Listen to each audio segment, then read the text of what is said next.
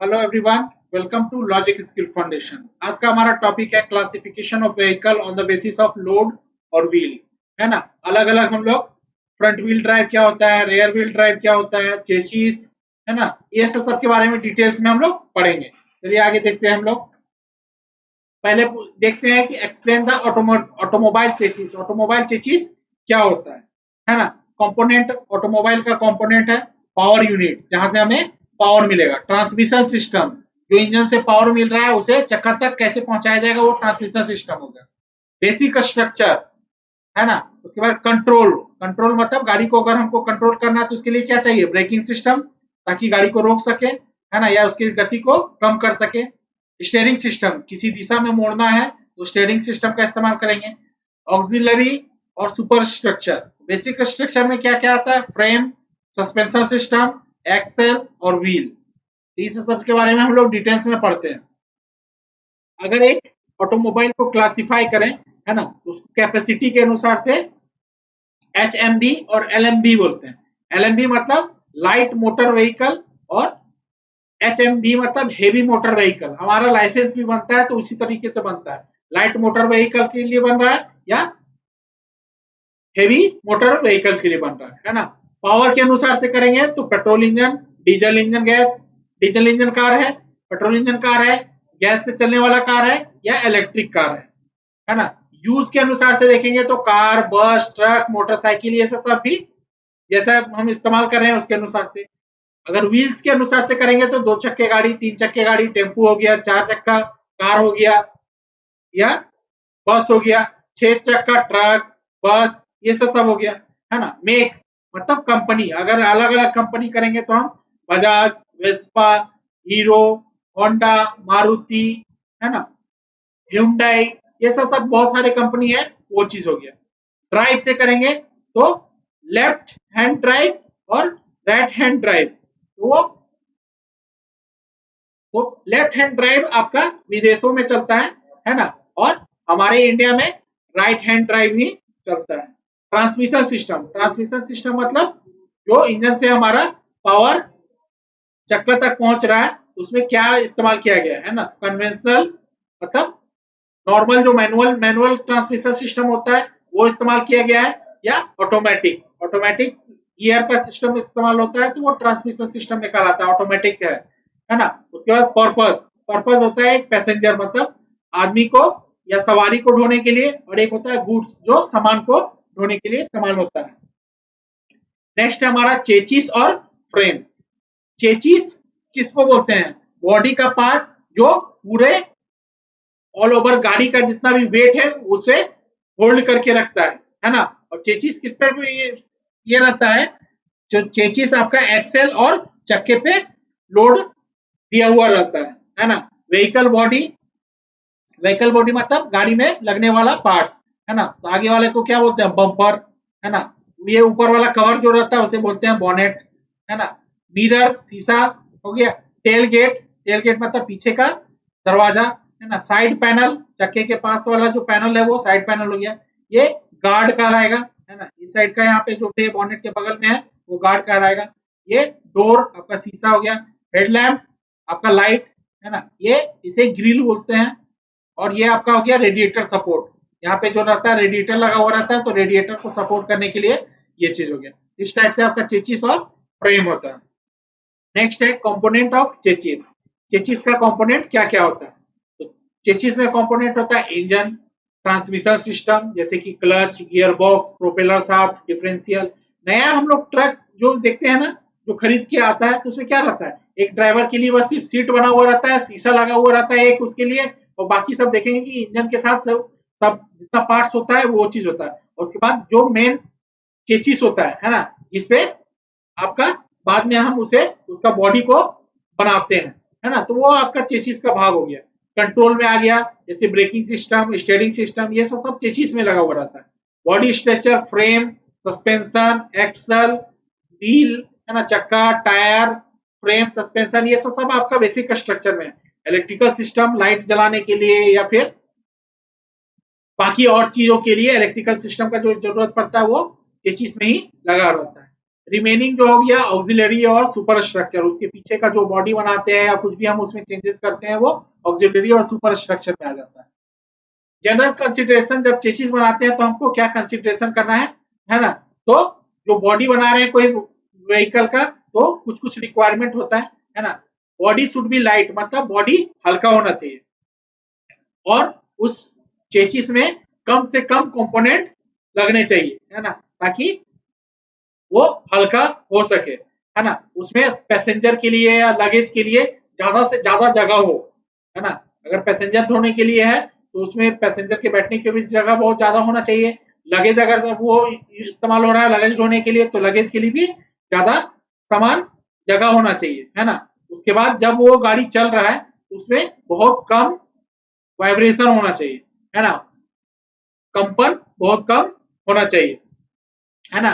और minimum air resistance हो, है ना? मतलब हवा से मिनिमम रेजिस्टेंस बनाए, है ना? ऐसा नहीं कि अगर डायरेक्ट डायरेक्ट हम शीशे में देखते हैं, हम कार में शीशा इस टाइप से रहता है ताकि हवा आए, इसे टकराए और ऊपर की ओर चले जाए, है ना? और अगर ट्रक और बस में भी रहता है तो वो थोड़ा सा बेंट रहता है ताकि हवा टकराए और साइड से निकल जाए। अगर वो डायरेक्ट हवा को हम विरोध करेंगे तो क्या होगा, हमारी स्पीड को वो अफेक्ट करेगा। मतलब कार का या बस का आधा आधा पावर जो है वो हवा को अपोज करने में चला जाएगा, है ना? उसके बाद आता है चीप और इजी इन मैन्युफैक्चरिंग, मतलब सस्ता हो और मैन्युफैक्चर करने में भी आसान हो, है ना? वो देखने में अट्रैक्टिव हो, है ना? उसका शेप और कलर जो भी हो वो चीज हो, है ना? It should be uniformly distributed load, मतलब चारों तरफ लोड एक बराबर होना चाहिए, और उसका फटिंग लाइफ ज्यादा होना चाहिए, लॉन्ग फटिंग लाइफ होना चाहिए, है ना? वो अच्छा विजन प्रोवाइड करे और वेंटिलेशन भी उसमें अच्छा होना चाहिए। अब देखते हैं कि इंजन अगर हमारा आगे लगा हुआ है तो उस टाइप के गाड़ी में क्या होता है। कन्वेंशनली जो इंजन होता है ना, वो फ्रंट में फिट होता है ना? जो ड्राइव रहता है, जो चक्का चक्का का जो पावर देता है वो पीछे की ओर लगा हुआ रहता है। मतलब आपका इंजन है, यहाँ पे पावर जनरेट हो रहा है, और उसके बाद यहाँ पे clutch, gear box, propeller shaft, है ना, और डिफरेंशियल लगा हुआ है, और यहाँ से चक्का में फाइनल ड्राइव है ना, जो चक्का को घुमा रहा है। इस टाइप के वाहन को, इसमें क्या होता है कि पीछे पीछे बहुत सारा जगह खाली रहता है। पीछे रियर सीट है ना, रियर सीट के पीछे भी बहुत सारा जगह खाली होता है, उसमें लगेज हम रख सकते हैं या तो उसमें सीट लगा सकते हैं। और व्हीकल का जो वेट होता है वो वेल बैलेंस होता है, मतलब ऐसा नहीं है कि सब जगह आगे सब पार्ट लगा हुआ है तो आगे ज्यादा वजन होगा और पीछे हल्का हो जाएगा, है ना? उस टाइप का नहीं होता, वेल बैलेंस होता है, और इफिशियंसी, कूलिंग का जो इफिशियंसी होता है वो बढ़ जाता है। अब दूसरा चांस है कि इंजन फिट तो फ्रंट में है पर वो क्रॉसवाइज है, मतलब एक एक साइड में लगा हुआ है। नेक्स्ट है हमारा इंजन फ्रंट में है पर वो साइड में लगा हुआ है। इसमें क्या होता है, बहुत कम स्पेस होता है इंजन को फिट करने के लिए।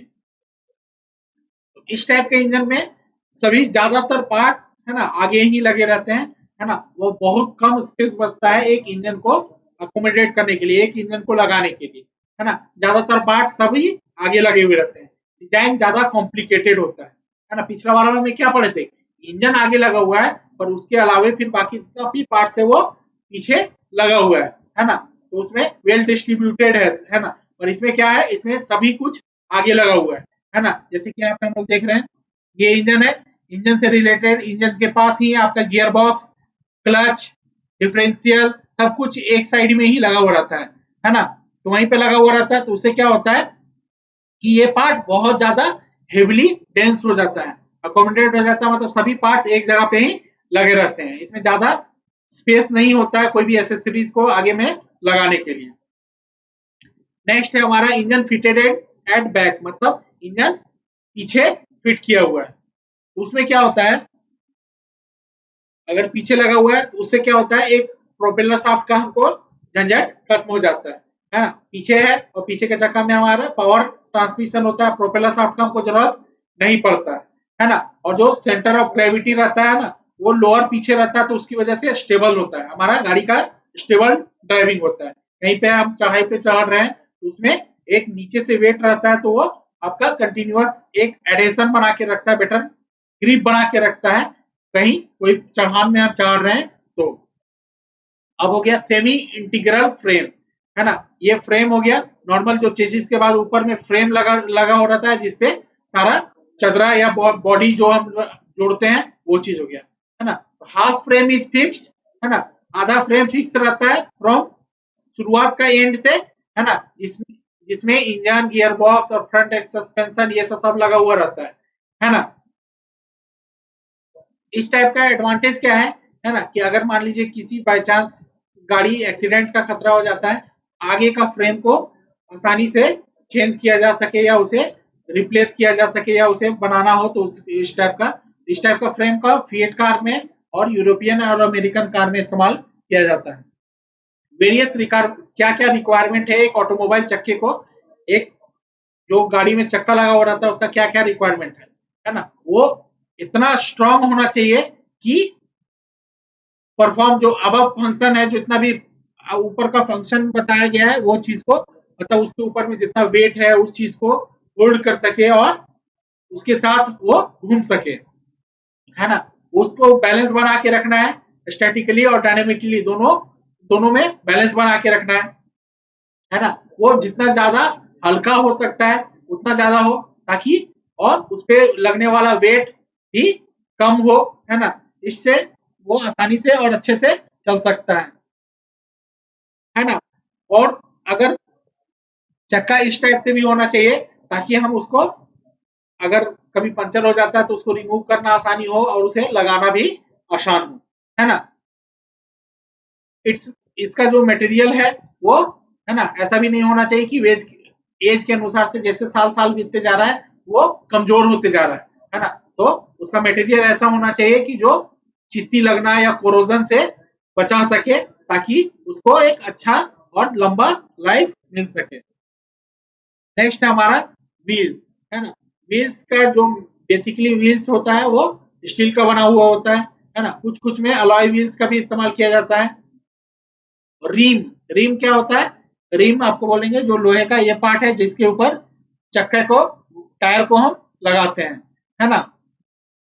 व्हील जो आपका ये बना हुआ है, गाराई शेप बना हुआ है, उसी के ऊपर हम टायर को फिट करते हैं और जब रिमूव करना रहता है तो रीम से ही हम उसे बाहर निकालते हैं। जो सेंटर सेक्शन है ना, वो वेल्ड किया हुआ रहता है रीम से, है ना, और प्लॉट बोर जो रहता है वो हब के साथ कनेक्टेड रहता है। टाइप्स ऑफ व्हील चक्कों का कितना प्रकार के होते हैं, है ना। स्टील व्हील मतलब डिस्क व्हील, है ना, जो अभी मॉडर्न पॉपुलर डिजाइन है ना, ये स्ट्रॉन्ग भी होता है और इसको बनाना चीप पड़ता है, थोड़ा सस्ता पड़ता है। अलॉय व्हील्स क्या होता है, अट्रैक्टिव होता है और लाइट वेट होता है ना, बट इसको साफ करना थोड़ा डिफिकल्ट होता है।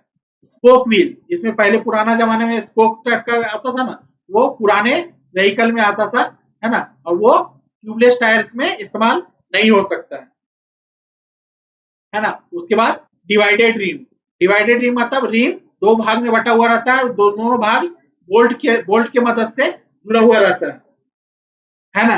और रिम कभी भी सेपरेटेड नहीं किया जाता जब टायर इन्फ्लेटेड है ना। टायर जब दबा हुआ है तो उस समय कभी भी रिम को सेपरेट नहीं करना चाहिए। स्प्लिट रिम, है ना, इस टाइप के टायर को, है ना, कभी भी हम लोग को ये नहीं करना चाहिए, रिमूव नहीं करना चाहिए, क्योंकि जब तक कि हम प्रॉपरली उसमें ट्रेन नहीं है, उसको कैसे हमको काम करना है उसके बारे में अगर हम नहीं जानते तो ये इस चीज को उसको रिमूव नहीं करना चाहिए।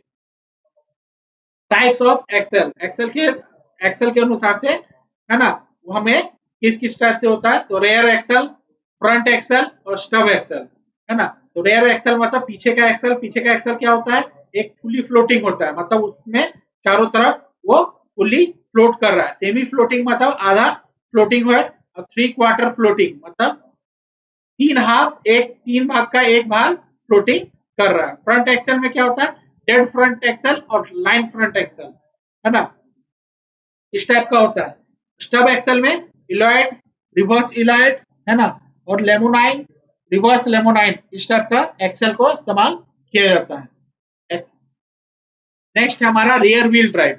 रेयर व्हील ड्राइव क्या होता है, एक ऐसा गाड़ी, है ना, जिसमें ट्रांसमिशन सिस्टम जो इंजन से ताकत मिल रहा है वो ताकत को पीछे के चक्के तक पहुंचाया जाए। मतलब जो आपका गाड़ी चल रहा है तो इंजन इंजन किस चक्के को चलाएगा? पीछे के चक्के को। मतलब जितना इंजन से पावर प्रोड्यूस हो रहा है उसको वो पीछे के चक्के तक पहुंचाएगा, है ना। तो रेयर व्हील ड्राइव रहता है वो ज्यादा हैंडल कर सकता है हॉर्स पावर में, मतलब ज्यादा ताकत को हैंडल कर सकता है फ्रंट व्हील ड्राइव के मुकाबले, है ना। तो रियर व्हील ड्राइव ट्रांसमिशन जो होता है वो पॉपुलैरिटी नहीं गेन कर पाया उतना जितना ज्यादा कि अब फ्रंट व्हील ड्राइव चल रहा है। क्यों? क्योंकि इसमें ज्यादा मैन्युफैक्चरिंग कॉस्ट लगता था, है ना। और जो ट्रांसमिशन टेक्नीशियन जो बताते हैं उसमें इसको बिल्ड करने में भी ज्यादा कॉस्ट होता था, है ना। इसलिए पीपल इसको ज्यादा प्रीफर नहीं करते हैं। फ्रंट व्हील ड्राइव ज्यादा सेफ होता है, इसलिए अब ज्यादातर गाड़ी जो छोटे छोटे गाड़ी होते हैं वो फ्रंट व्हील ड्राइव में आते हैं। आगे हम लोग देखते हैं इसका प्रोज और कॉन्स, है ना। तो रेयर व्हील ड्राइव का प्रोज क्या है, मतलब उसका क्या फायदा है ना। तो रेयर व्हील ड्राइव जो रहता है वो बेटर हैंडलिंग करता है ना। सूखा स्थान हो, है ना, जहाँ पे सूखा है मतलब गीला गीला चक्का गीला जमीन हो या गीले जगह पे चला रहे हैं तो वो नहीं, सूखा जगह सूखा कंडीशन में अगर हम चला रहे हैं वो ज्यादा बेटर हैंडल करता है ना। ये इस टाइप का जो ट्रांसमिशन होता है वो सिंपल होता है और क्रैगी होता है, आराम से फ्रंट व्हील ड्राइव से ज्यादा आसान होता है ना। जो रेयर व्हील ड्राइव होता है वो बेटर वेट डिस्ट्रीब्यूशन देता है। जैसे कि हम लोग ने पढ़ा फ्रंट व्हील ड्राइव में क्या है, सभी पार्ट्स एक जगह आगे में लगे हुए हैं, है ना। इसमें क्या होता है, सब पार्ट्स धीरे धीरे खाली आगे इंजन है और बाकी ट्रांसमिशन सिस्टम धीरे धीरे पीछे है ना। तो उससे क्या होता है, वेट डिस्ट्रीब्यूशन भी अच्छा होता है।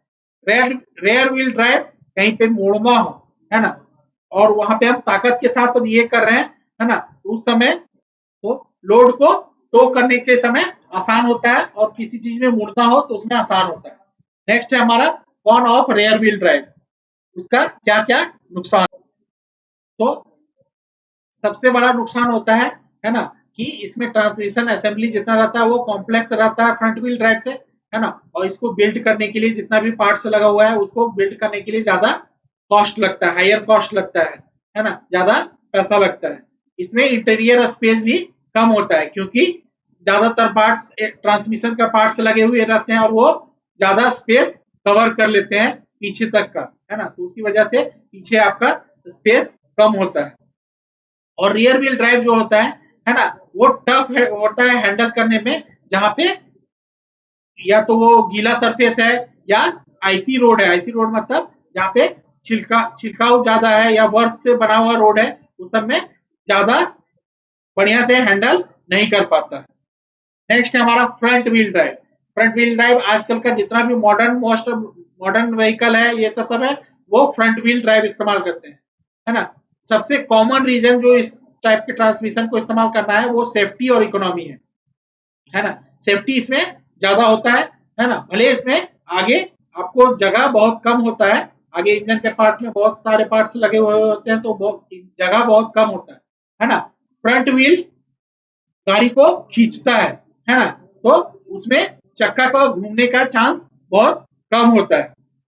और सबसे बड़ा एडवांटेज और डिसएडवांटेज उसमें होता है ना, कि आपका प्रोपेलर शाफ्ट का ये सब चीज का खत्म, उसका हमें जरूरत नहीं पड़ता है। नेक्स्ट है pros of front wheel drive. Front wheel drive जो होता है वो चीपर होता है रेयर व्हील ड्राइव के मुकाबले, है ना। वो चीपर मतलब सस्ता होता है ना। Front wheel drive less heavy transmission system का इस्तेमाल करता है, मतलब कम भारी ट्रांसमिशन सिस्टम का इस्तेमाल करता है, जिसकी वजह से फ्यूल इकोनॉमी भी ज्यादा होता है ना। और सबसे बड़ा और मेन एडवांटेज जो होता है ट्रांसमिशन इसमें, वो गाड़ी जो नया ड्राइवर है उसे फ्रंट व्हील ड्राइव करने में न्यू ड्राइवर को आसानी होता है ना। और ट्रांसमिशन सिस्टम जो होता है वो खराब से खराब कंडीशन में भी थोड़ा अच्छा होता है फ्रंट व्हील ड्राइव। नेक्स्ट है हमारा cons of front wheel drive. Front wheel drive के नुकसान क्या है। फ्रंट व्हील ड्राइव तो बनाने में, मैन्युफैक्चर करने में सस्ता होता है, पर उसका मेंटेनेंस कॉस्ट ज्यादा होता है ना। अगर इसको डिफिकल्ट होता है जब ज्यादा टॉर्क के साथ हमको कहीं चक्का को घुमाना है या फिर ज्यादा टॉर्क हमको चाहिए कहीं पे, तो उसमें डिफिकल्ट होता है, उस समय पे हमें हैंडल करने में दिक्कत होता है। जितना भी इंजन से पावर मिल रहा है वो सारा का सारा किस में जाता है, आगे के चक्कर में। तो ग्राउंड और टायर के बीच में जो लेस फ्रिक्शन रहता है ना, उसकी वजह से गाड़ी का हैंडलिंग थोड़ा पुअर होता है। और रैप करेंगे, है ना, इसमें वो दोनों टेक्नोलॉजी का कुछ प्रोज है और कुछ कॉन्स है ना। इसमें एग्जैक्ट पूरा बता देना कि प्रेडिक्ट कर देना कि कौन सा ट्रांसमिशन बेटर है, वो ये चीज होता नहीं है ना। दोनों ट्रांसमिशन अपने अपने हिसाब से अलग अलग जगहों पे इस्तेमाल किया जाता है। तो आज हम लोग 6 चीज के बारे में पढ़े, है ना, front wheel drive, rear wheel drive, चक्के के बारे में पढ़े, है ना। नेक्स्ट डे हम लोग कुछ दूसरा चीज और नया पढ़ेंगे। आज के लिए इतना ही, थैंक यू।